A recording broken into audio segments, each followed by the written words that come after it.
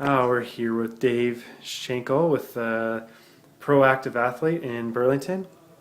And specifically Dave's been helping me to recover from some of my injuries from my spin world record attempt in October of 2010.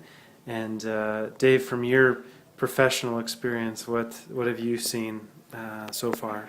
Especially when I first came in, I guess. Sure.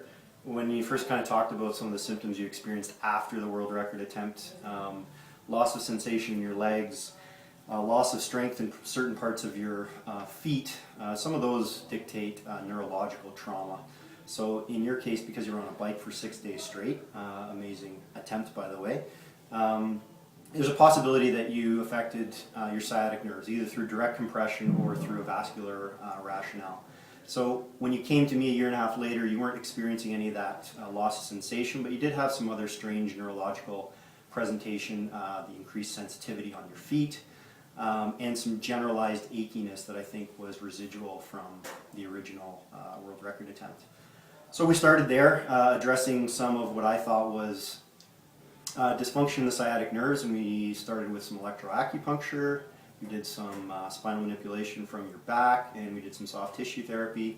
So originally we'd focused on kind of getting you through some of those residual symptoms from the world record attempt. More recently we've been shifting into what I would call more of a performance maintenance perspective.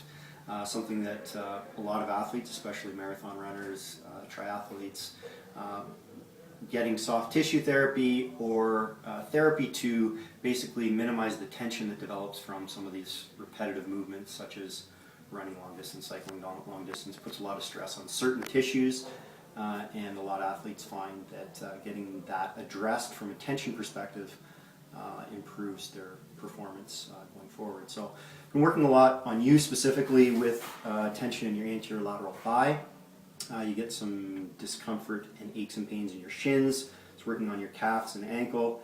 And one of the residual things that you've experienced since, again, I think since the world record attempt is a lot of achiness in your midfoot. So doing some mobility work with joint mobilizations, active release, any manual technique we can to try and loosen up that transverse tarsal joint.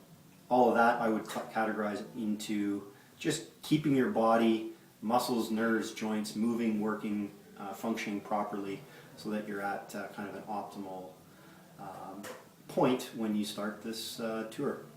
I think it's important to note that going into an event like that, a lot of the injury prevention preparation is probably much to do with your experience as a rider and your training going in.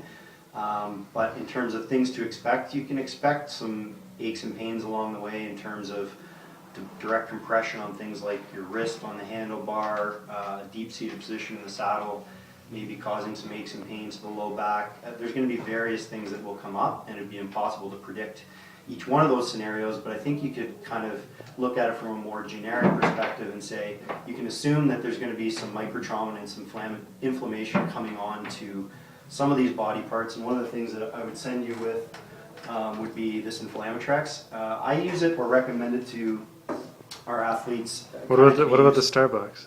Sorry, no, Starbucks is not going to be part of the ride. This is basically a natural anti-inflammatory, and it's used kind of prophylactically.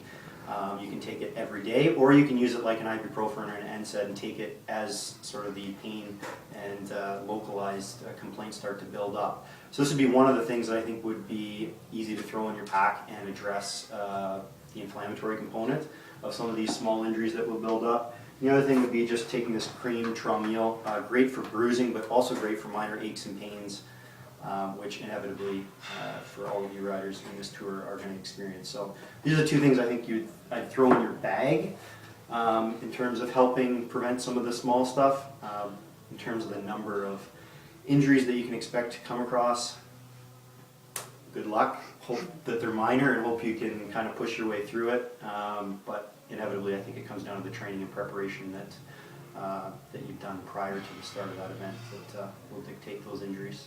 There's little flashes, especially in the active release, where you see Dave get into areas that I didn't get on my own, and for maybe half a day, some of the symptoms will definitely improve. And although they haven't necessarily improved entirely or healed. The fact that they do feel better at times, I think, is a comforting thought that it's possible to recover from the injuries that I've sustained. So, I'm glad that I was open to doing this, and that, Dave came and suggested it and encouraged me to do it. It's been a good move.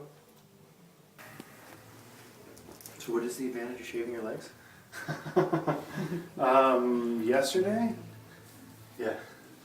I think yesterday was more so applying the moisturizer cream afterwards, because the skin takes a beating.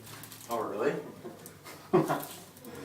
No, what is it? Like the pants? Like you're wearing, you had a Yeah, whole shell thing, didn't you, from one of your sponsors or something? yeah, no. Yesterday there's no real advantage, I would say.